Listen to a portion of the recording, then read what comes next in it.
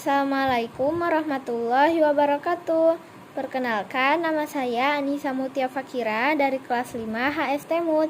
Pada kesempatan kali ini, saya akan menceritakan legenda rakyat Nusantara tentang asal-muasal Danau Lipan.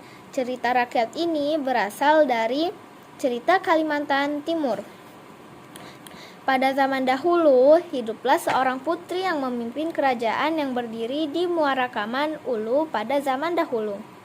Putri Aji berdarah putih namanya. Putri Aji berdarah putih sangat cantik wajahnya, kulitnya sangat putih dan bening seperti kaca. Jika Putri Aji berdarah putih makan sirih dan menelan airnya, maka air sepahan itu terlihat jelas mengalir melalui tenggorokannya jika dilihat dari luar. Kecantikan serta keanehan kulit tubuh Putri Aji berdarah putih menyebar ke berbagai negeri. Didengar Raja Cina pula. Raja Cina sangat tertarik untuk meminang Putri Aji berdarah putih. Ia lantas memerintahkan prajurit-prajuritnya untuk berlayar menuju Muara Kaman Ulu. Jungjung, perahu besar buatan Cina yang biasa digunakan untuk berlayar di lautan besar, segera berangkat meninggalkan negeri Cina menuju Muara Kaman Ulu. Setelah mengarungi lautan luas, Jungjung dari negeri Cina itu akhirnya tiba di Muara Kaman Ulu. Raja Cina langsung menuju istana kerajaan untuk bertemu dengan Putri Aji berdarah putih.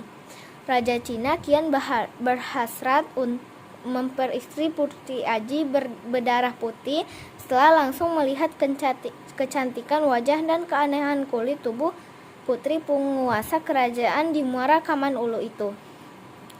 Meski Raja Cina belum mengutarakan niatnya, namun Putri Aji berdarah putih telah mengetahui dan memahaminya. Oleh karena itu, Putri Aji berdarah putih berkehendak menguji sosok yang menghendaki dirinya menjadi istri itu. Ia lantas memerintahkan dayang-dayang istana kerajaannya untuk memberikan hidangan untuk menjamu tamu agung dari Cina itu. Aneka hidangan segera disajikan. Putri Aji berdarah putih mempersilahkan Raja Cina berikut pengiringnya untuk menikmati sajian yang dihidangkannya. Ketika Raja Cina makan, ia langsung menyesap dengan mulutnya dan tidak menggunakan tangannya. Cara makan ini memang menjadi kebiasaan Raja Cina, namun sangat menjijikan dalam pandangan Putri Aji berdarah putih. Cara makan seperti itu biasanya dilakukan hewan. Maka ketika Raja Cina mengajukan pinangannya, Putri Aji berdarah putih dengan tegas menolaknya. Kata Putri Aji berdarah putih, "Maafkan hamba Paduka, hamba tidak dapat mersuamikan seseorang yang cara makannya saja menyerupai hewan ketika makan."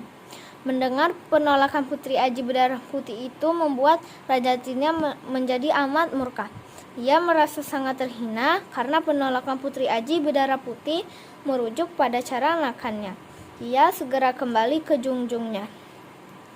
Ia tidak segera memerintahkan para prajuritnya untuk kembali ke Cina, melainkan memerintahkan segenap kekuatan pendukungnya itu untuk menyerang kerajaan yang dipimpin Putri Aji berdarah putih. Para prajurit Cina segera menyerbu dengan kekuatan yang mereka miliki. Para prajurit mendukung Putri Aji berdarah putih tidak bisa tinggal diam mendapati serangan itu. Maka perang yang dahsyat terjadi.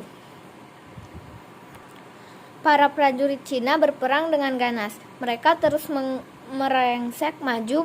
Para prajurit pendukung Putri Aji berdarah putih telah mengerahkan segenap kekuatan dan kemampuan mereka untuk menangkis. Namun, serangan para prajurit Cina yang datang bagai gelombang itu sulit mereka tangkis. Mereka pun terdesak hebat. Tidak sedikit para prajurit pendukung Putri Aji berdarah putih yang gugur dalam peperangan itu. Tidak sedikit pula mereka yang terluka. Kekalahan tampaknya telah membayang di depan mereka. Putri Aji berdarah putih sangat sedih mendapati kekuatan pendukungnya mampu diporak-porandakan para prajurit Cina. Putri berwajah amat jelita itu merasa kebingungan. Ia pun memikirkan cara untuk menyelamatkan kekuatan pendukungnya dari kekalahan yang telah membayang itu. Putri Aji berdarah putih kesulitan menemukan cara untuk mengalahkan para prajurit Cina itu. Ia hampir putus asa. Ia pun lantas berdoa, memohon perlindungan Tuhan. Ia lantas mengambil sirih dan memakannya setelah berdoa. Katanya, "Jika benar aku ini keturunan Raja Sakti, maka sepah-sepahku ini akan menjadi lipan-lipan yang akan memusnahkan Raja Cina beserta seluruh prajuritnya." Putri Aji berdarah putih lalu menyemburkan sepahannya itu ke tengah-tengah peperangan. Keajaiban pun terjadi. Sepah-sepah yang disemburkan Putri Aji berdarah putih berubah menjadi ribuan lipan besar. Hewan-hewan itu terlihat sangat garang. Mereka segera menyerang para prajurit Cina. Para prajurit Cina terperanjat mendapati serangan hewan-hewan aneh itu. Kekuatan mereka akhirnya porak-poranda setelah gigitan dan sengatan lipan-lipan besar itu mulai menimbulkan korban yang sangat banyak di kalangan mereka. Raja Cina akhirnya memerintahkan prajuritnya yang tersisa untuk kembali ke Jungjung. Mereka hendak meninggalkan wilayah yang sangat mengerikan itu. Akan tetapi, ribuan lipan ganas itu tampaknya tidak membiarkan mereka dapat melarikan diri. Ribuan lipan besar itu terus menyerbu hingga memasuki Jungjung. Raja Cina berikut para prajuritnya terus berusaha melawan, namun tidak berdaya pula mereka. Pada akhirnya, Raja Cina berikut seluruh prajuritnya mati mengenaskan. Jungjung mereka pun ditenggelamkan oleh lipan-lipan ganas itu. Bersamaan dengan matinya Raja Cina dan juga tenggelamnya Jungjung, mendadak Putri Aji berdarah putih menghilang secara gaib. Kerajaan yang dipimpin putih berwajah amat jelita itu pun turut menghilang. Laut tempat Jungjung yang tenggelam itu juga mendadak berubah menjadi sebuah daratan yang luas. Daratan itu pun kemudian disebut Danau Lipan.